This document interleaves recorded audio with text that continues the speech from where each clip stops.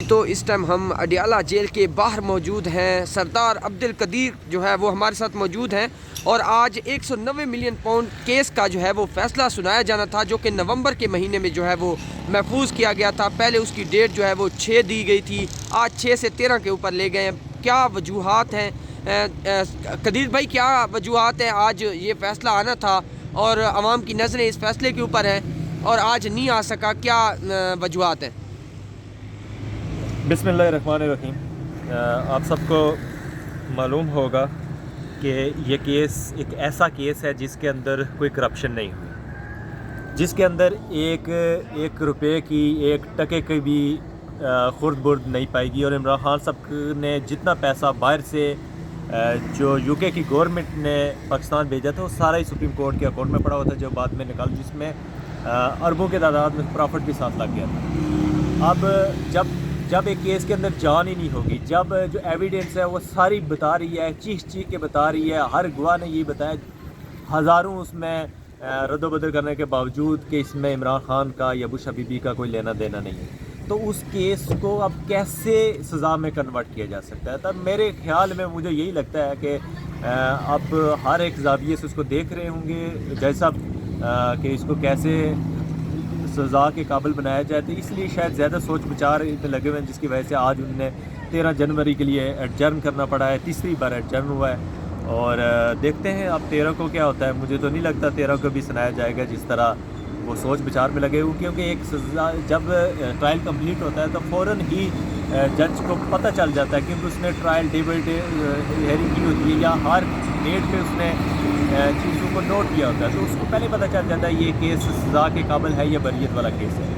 تو جج سب کو میرے خیال میں پتہ چل تو چکا ہوگا, لیکن بہرحال شاید سردار صاحب یہ کہا جا رہا ہے کہ اس کیس کا فیصلہ اس لیے روکا جا رہا ہے کیونکہ حکومت اور جو پی ٹی آئی ہے اس کے درمیان مذاکرات ہو رہے ہیں. اگر مذاکرات ناکام ہو گئے تو بانی پی ٹی آئی کے خلاف یہ فیصلہ سنایا جائے گا. تو مطلب جج صاحب بھی اپنا فیصلہ جو ہے اس پہ رکھ رہے ہیں کہ اگر مذاکرات کامیاب ہو گئے تو سزا ہوگی, ناکام ہو گئے تو کچھ نہیں ہوگا. دیکھیں, یہ آپ کا سوال بھی بالکل ٹھیک ہے کہ یہ پریشر کے طور پر شاید رکھا جا رہا ہو, تلوار کے طور پر لٹکایا جا رہا ہو خان کی سر پہ کہ اگر آپ ہماری ڈیمانڈ نہیں مانتے یا مذاکرات میں آپ ہمیں جو آپ ڈیمانڈ کر رہے ہیں ان سے پیچھے نہیں ہٹتے تو ہم آپ کو اس کیس میں سزا سنا دیں. لیکن وہ بھی تو بہادر ماں کا بہادر بیٹا ہے, اس نے اتنی سزائیں بھگت لی ہیں, تو وہ کیا ان کی اس کیس کی سزا یا اس کے ڈر سے وہ اپنی جو ڈیمانڈز ہیں, جو لیگل ڈیمانڈز ہیں, ان سے پیچھے کبھی نہیں ہٹنے والا. اور بالکل آپ کی یہ بات صحیح ہے کہ مذاکرات کے سائیڈ کے طور پر ایک تلوار کے طور پر اس کو لٹکایا جا رہا ہے. اور اس کے علاوہ بھی ایک اور بھی پریشر ہو سکتا ہے, کیونکہ یہ کیس بے بنیاد ہے جس طرح پہلے کیسز تھے, اور انٹرنیشنل پریشر بھی اب آ رہا ہے. آپ نے دیکھا ہوگا جس طرح فوجی عدالتوں سے لوگوں کو جب سزائیں دلوائی گی معصوم لوگوں کو, تو وہاں سے کتنا بڑا پریشر آیا انٹرنیشنل کمیونٹی کی طرف سے. اور اسی طرح جب یہاں سے, کیونکہ ابھی جو بائیڈن کی گورنمنٹ ہے جو بیک کر رہی تھی وہ بھی اب سائڈ پہ ہونے جا رہی ہے 20 تاریخ کو, تو شاید اس تناظر میں بھی دیکھا جا رہا ہو کہ 20 کے بعد اس کو لے کے جایا جائے اور نئی آنے والی گورنمنٹ کا رسپانس چیک کیا جائے کہ کیا اس کا رسپانس آتا ہے, تو ان کی نبض چیک کرنے کے لیے. تو اس میں ڈفرینٹ اینگل سے دیکھا جا رہا ہوگا.